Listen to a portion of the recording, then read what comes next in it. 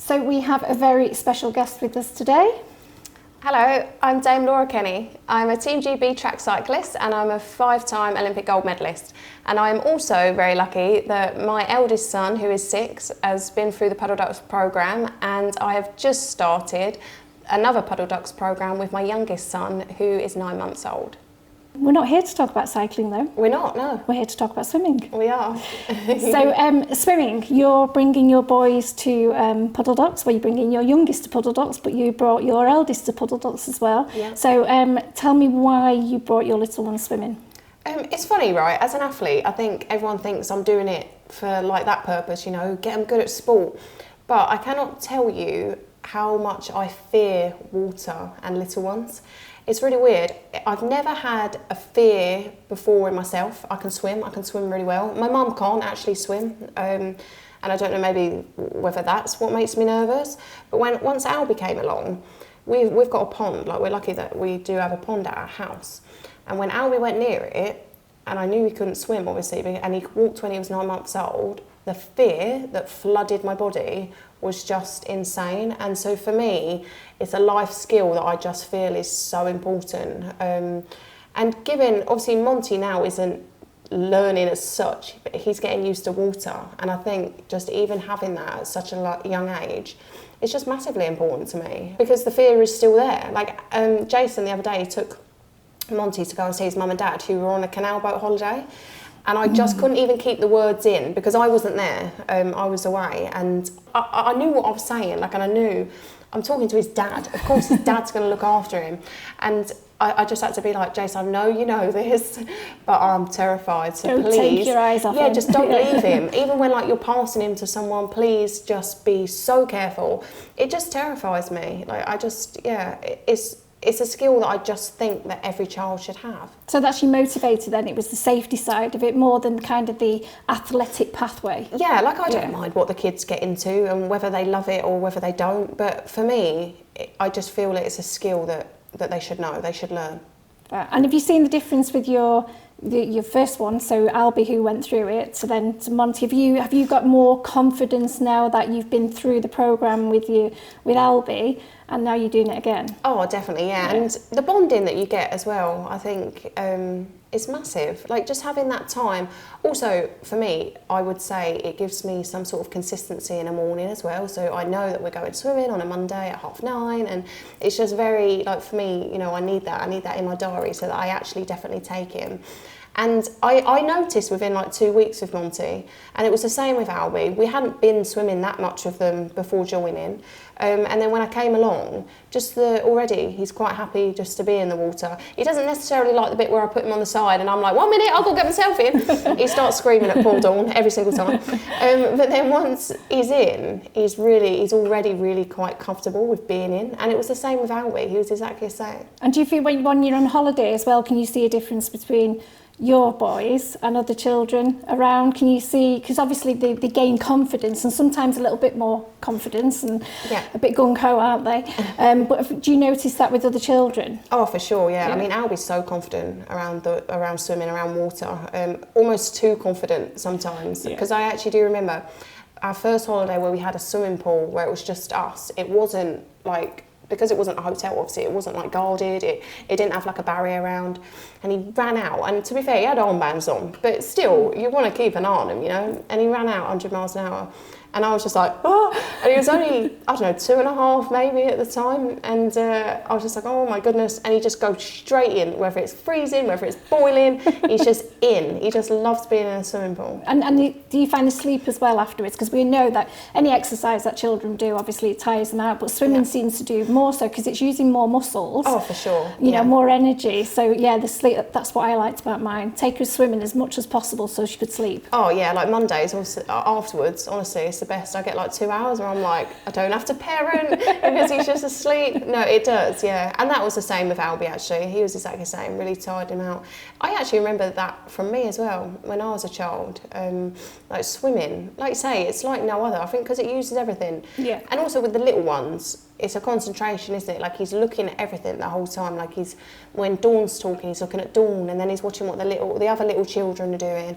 And so it's like a massive sensory overload for him. Yeah. mean, sensory experience, because you talk about sensory is kind of flooded every activity, every discussion, every mother and baby magazine, parents and magazines. It's all about sensory, and they think, come here and do this sensory play. But actually, if you go into a swimming pool, it's already there. You don't need to do anything additional because it's a sensory experience. Oh, for sure, yeah. And I mean, for me as well, it's like, it is skin on skin. Like, there's no taking away from the fact you're both he's wearing a little pair of trunks and I'm in a swimsuit. And I love that closeness as well. And all the exercises that you teach as well, they're all so like interactive with each other. So like putting your head in and blowing the bubbles, and he's like staring at me like, ooh, and like just having that real closeness. I just love it. I just love the half an hour that we get to do that. Oh, but I mean, obviously with the programme that's been going over 20 years now, it's tried and it's tested. We know it works. But is there anything that you see kind of within the lessons that you kind of think, that's different to going to kind of taking my children swimming on my own? Is, you know, do you pick out things and you think, I can see where that's leading to, you know, the technical kind of expertise in it? Well, I mean, honestly, I would be starting from scratch. I wouldn't actually know. I would just be holding him in the water, you know, and thinking that that's enough. But there is, I cannot tell you, like, the extra bits, like teaching them to hold on to the wall. And it sounds stupid and simple, doesn't it? Like, just to say hold on when they're holding on. Yeah. I wouldn't even think to take him to the wall, because why would you? You know what I mean? Like, in my mind, I'm taking him in the water, he's getting used to being in the water. But actually teaching them safety is a massive part of it, isn't it? And that for me is something that I would never have thought of. I'd never have thought they need to get to safety, they need to get to somewhere that's dry. Yeah, there's loads of things that I feel that they're learning which I would never have thought of myself.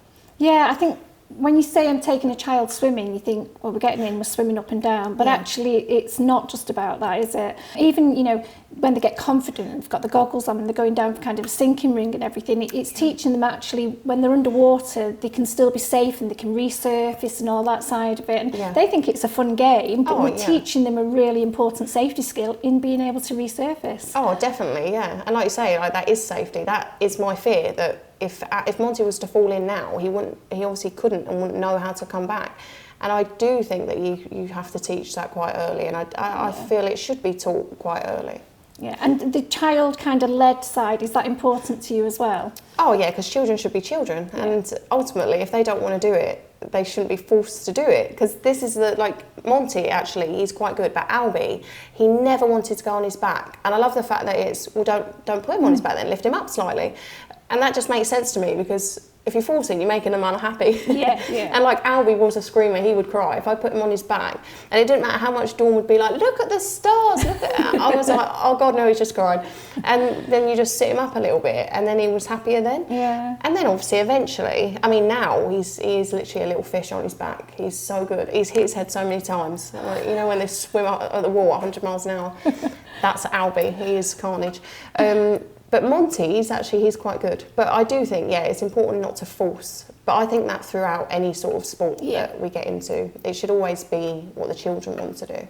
And we know, obviously, swimming is brilliant for kind of cardiovascular fitness and everything, which obviously helps with cycling as well. You said you did a bit of swimming at all. Did you do any swimming when you were kind of training with your cycling? So, funny enough, when I was pregnant, swimming was actually what they told me to do, because as much as cycling is low impact, obviously there's only so much you can do when you're pregnant, and so just to keep up the kind of like lung capacity, swimming was the obvious thing to do, because it's completely non-weight bearing.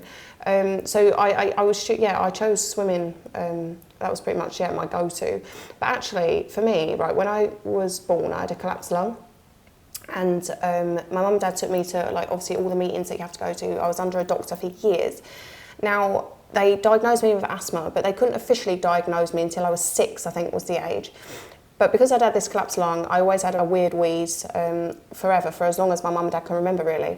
And the doctor actually said to them, you need to take up sport, and we suggest swimming. And it was actually to help regulate my breathing more than anything, more for like breath control, and the fact that, you know, when you put your head under, you've got to hold it for 3 or 4 seconds before it's coming back out again. And that, to them, they said that was so important to help build like my lung capacity, help my lung strength. So I did it from day one. Me and my sister went down to a swim group, did it right up until I think I was 13 when I stopped going to the group, because then I started doing it in the school, and so I was part of all the galas, and so it was a massive part of my childhood. And then, like I say, then once cycling became more professional, they told me I had to stop pretty much everything and anything. Yeah. I mean, trampolining had my heart for years, and they were like, no, like you gotta, there's a line and that's crossing it. And it was just cycling. But then, like I say, then when I fell pregnant, swimming was back on the cards, and actually they were promoting it. Like they were like, come on, like you should go and do swimming. So it came back into my life. Yeah, I mean, it's great, because I mean, obviously your boys are going through this now. Do you think, I mean, as a parent, we would never force them. I'm a swimmer. I was a swimmer. My mum was a swimmer. Okay. My kids were swimmers. Okay. They went through the Puddle programme, and then, you know, one became a county swimmer, one became a regional swimmer. Wow. Unfortunately, COVID then put paid to all that and finished it. And I look back and I think, that pathway, was that me? Was that, because that's my discipline, did I kind of send them down that pathway? Yeah. But actually I didn't. I exposed them to the lessons and they absolutely loved it. And then it was like, you know, you've grown out of Puddle Ducks now, you know, you're like 28, obviously not. You know, they were like, you know, 8, 9 years of age, and, you know, you're kind of coming to the end of it. You know, do you want to keep on swimming? Yeah, we want to keep on swimming. You know, and you can only take them so much as a parent, you know, because they don't listen to you anyway. So, you know, we joined a swimming club, and they continued, and, you know, and they're both passionate about swimming now, and they do open water swimming. Okay. So, you know, it's not something I ever forced them to do. Yeah. Thinking about your background, obviously, in cycling, you know, I know I've seen a video of your son cycling, and you've been next to him, and you're doing a lot of it. You still do it as a kind of a hobby. Yeah. Do you ever feel like you'll kind of send them down that direction, or do you want to see what they're going to enjoy and support them with? Yeah, I mean, my parents weren't pushy parents, but they were really good at encouraging. They were really good in saying, you know, like maybe you didn't necessarily enjoy that today, but look, you did really well. And so like they were very good at sort of like bringing it out of me, I guess. And that's what I hope to be able to do with the boys. I hope that I can like gently encourage, maybe be able to see it earlier than my parents did, you know, if they are good at a sport. But it's funny because when you're in the sporting world, like, you know how savage it is, and you know how difficult it actually can be, and a lot of the time it's quite lonely as well. And so part of me is like, I love my career, and I have literally loved every minute of it. But it's really hard, and like I'm lucky because I ended up on the right side of it. But like, what if he ends up on the wrong side of it? And then that scares me a little bit, because you see so many people's careers end really early. But if he loves sport and he wants to do sport, I mean, I'm saying he as in just one of them. Obviously, Monty will grow into, but at the minute we're sort of starting the process with Albie a little bit. And actually swimming, I think he's the most natural at the minute. But he does tennis, he loves tennis. Trampolining is his ultimate favourite. He hates riding a bike, he literally hates it. Really? Yeah, he just doesn't. And I'm not going to force it, because he'll only have a comparison with me and his dad anyway. Yeah. And so part of me is like, well, do I really want him to go down the cycling route? I would, deep down, I would love him to have involvement in sport. It's given me everything. It's given me confidence. It's given me a life. It's given me Jason, you know. Like, there's so many things that have happened because of cycling and because of sport. I would like him to have some involvement in it. But if he's a professional in it or not, that doesn't really bother me. No, it's refreshing to hear, because you do hear people who, this is what I do, this is what I want them to do, and I know this area, this is my expertise, so actually I can support them in it. But actually, children being children, you just want to expose them to as much as possible. That's going to keep them healthy, off the streets. For sure. Off the electronics, and, you know, I think any sport that you can do, and you know, swimming is just that great starting point, because, you know, as you know, you've got all of the physical benefits, the emotional benefits, you know, and the social benefits as well. You're meeting people, you know, at the lessons. I mean, that for me, you know, the whole social side and like bringing sport to children, I think, I mean, I believe it should be in the national curriculum more than it is. Children are, we're not promoting healthy lifestyles because we're not teaching it at a young enough age. Yeah, I agree. And I strongly believe that it should be like 4 hours in a week, you know. I mean, why can't the first thing that the children do when they're doing the register is do half an hour of something, put yoga on? I mean, Hey Dougie has a yoga thing, you know, like it can literally be anything, but we're not teaching it young enough. if you do that from when they start reception, I mean, some of these children are like 3, 4 years old. If it's instilled in you, and if that is your starting point, that is something that you will always reflect back on. You will always say, oh, you know, we did half an hour in the morning today. And then that becomes routine. Yeah. Like, children aren't taught that young enough. Yet we're seeing obesity like rates higher than ever, and like people dropping dead all over the place. I think you're right with the schools, and I mean, from a parent perspective, we've got to make the effort, we've got to do it. But actually, you think about everything that happens in those early years, it's about habit. Yeah. And actually, if you are exercising, you're exposed to exercise, you know, whether it's at home or school, that becomes a habit then. And actually, you know, it's like my son, he's going out to the gym, not because he has to, but because he's grown up with that kind of environment and wants to exercise because he knows it's healthy and he knows it's right, and it's because he was brought up like that. But I know children that don't. They've never been exposed to exercise, and we see a lot of our swimmers kind of coming through the programme, and they're not all going to go on to be Olympic swimmers, they're not all going to compete, of course not. But actually it's give them those tools to be able to carry on doing some exercise. Same with cycling, anything, you get discipline from it. And even at the younger age, you know, they've got that 30-minute session, they go in, they do the welcome song, they have all of those activities, they get out at the end. It's discipline throughout, isn't it? Yeah. Whilst they're still having fun. Yeah, no, exactly, yeah. And you're right, it teaches them that. It teaches them that from such a young age. And I do believe, for me, I did get that through sport. I am being so like regimented and structured within my sporting life gave me that in school too.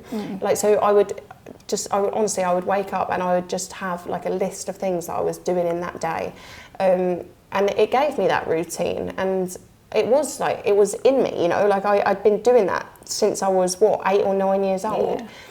And even now I'm retired but I've got the kids, routine to me is everything, because that's what I've done for such a long time. Yeah, I completely agree. I mean, routine, athletes have lists. I know that because they've been used to that discipline. Actually, we were advised, and it probably be the same with you, when my two were going through their exams at school, coaches saying, keep them swimming, keep them training, because actually, if they can swim, they've got that discipline, they can train, they can switch off for a little bit, and it helps them focus. And that's the same with any sports. But it's the same with children as well. They need to be able to go and have that fun in the pool and be able to switch off. And, you know, obviously you come to the lessons, and do you find that you can switch off and allow the boys to have fun rather than thinking they've got to do this, they've got to do that? Oh yeah, definitely. I mean, Monty's face lights up. I think he loves splashing, and obviously with the splashes, he loves it. He likes making the water move, I think.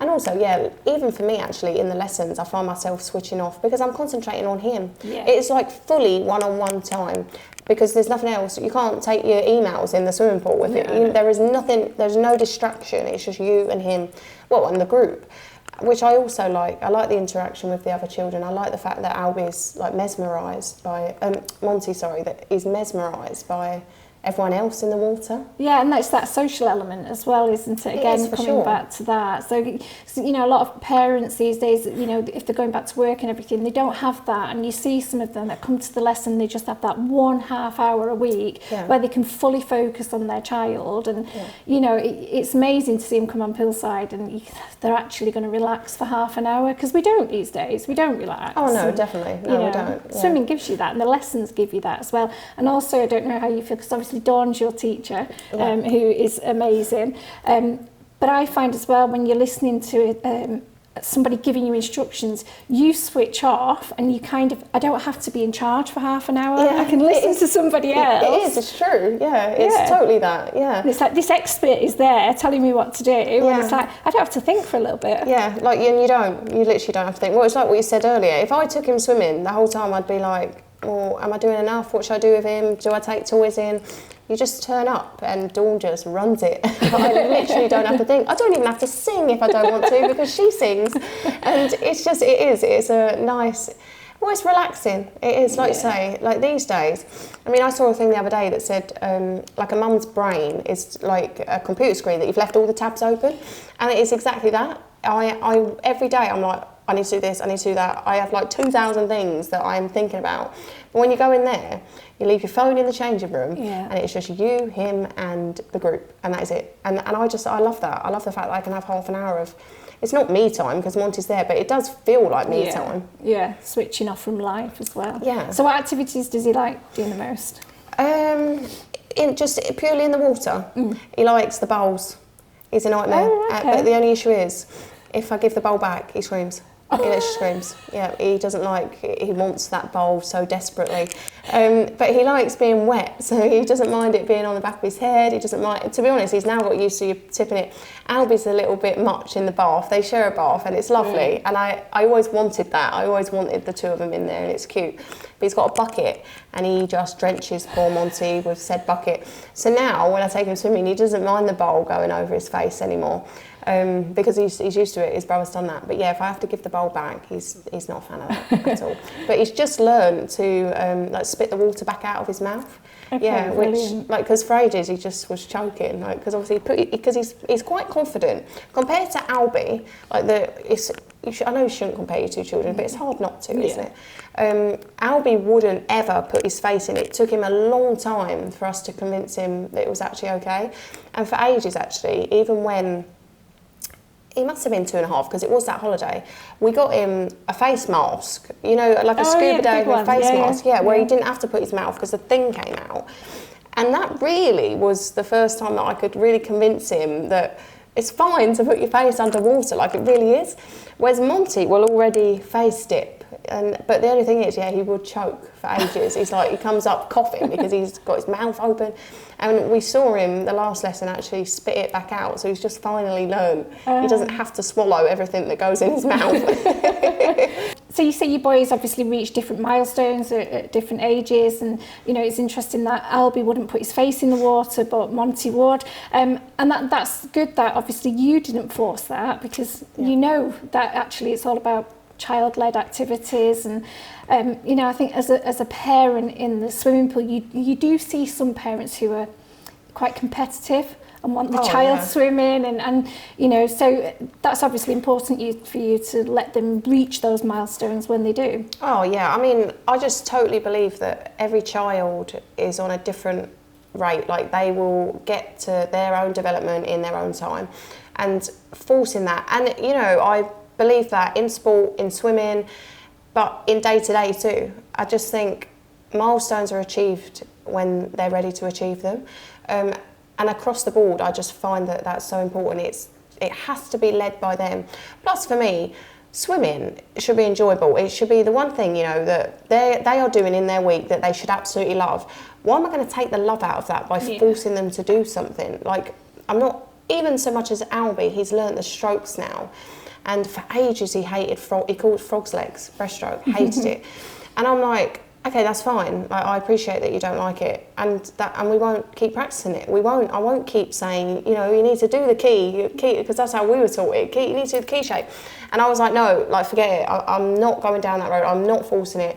I'm not going to take him to the pool to learn it. He will learn it in his lessons, in his own time, and that is so important for me because it should be enjoyable. They're children, you know, and like nothing. I don't believe that anything should be forced.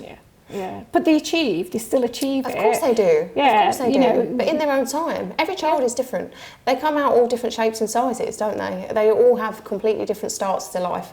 Of course, their pathways are going to be different. Yeah, and obviously I'm proud of what we do because, you know, I wrote the programme, so, you know, it's really important to me. And I think that's the one thing throughout the, 20 years is that we still treat every child as an individual because they are individual. Yeah. There's not one size fits all. Yeah. They come in and we look at every child and we look at what they're capable of, but more importantly, what they want to do.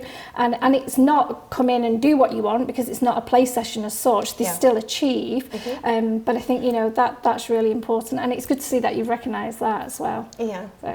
So just finish off then, why did you choose Puddle Ducks over anything else? So for us, actually, I originally saw you on Twitter, now obviously called X because it feels like it was forever ago. Maybe it was forever ago.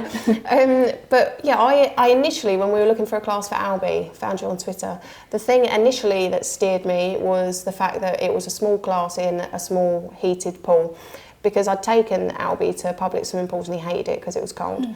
And then once I was there, Dawn couldn't actually tell me enough that it was child-led, and because my biggest fear, my first fear, was dunking him underwater. And because I had this nervousness around water, the idea of forcing him under and, like, you know, doing the dip literally terrified me. And I just from the get-go, I was like, I cannot tell you, I do not want him to be put underwater. And Dawn was like, if he's not ready, he will not go underwater. And for me, that was just in my head, it was like something had flipped, and I was just like, hang on, this is all going to be in our own time, and it's all going to be when Albie is ready. And Dawn, I can't tell you enough how much I love that lady. She's brilliant. She's brilliant with the kids, and everything really is at his own rate. And because I had such a positive experience with Albie, it seemed just the obvious thing for me to then come back to, because we did love it and Albie did absolutely love it. I was surprised but so happy that Dawn is still with you. And now Monty also gets that experience of Dawn, and the fact that she will not push him and it is all when he is ready. So it was, for me, the biggest turning factor, the biggest drive, shall we say, for me to come to Puddle Ducks was it's all led by him. Brilliant. So when they're at the Olympics competing in the breaststroke event, because he'll do it then, we've got to credit Dawn. We will. And Puddle Dogs for Dawn. Thank you very much. Oh, that's all right. Thank you.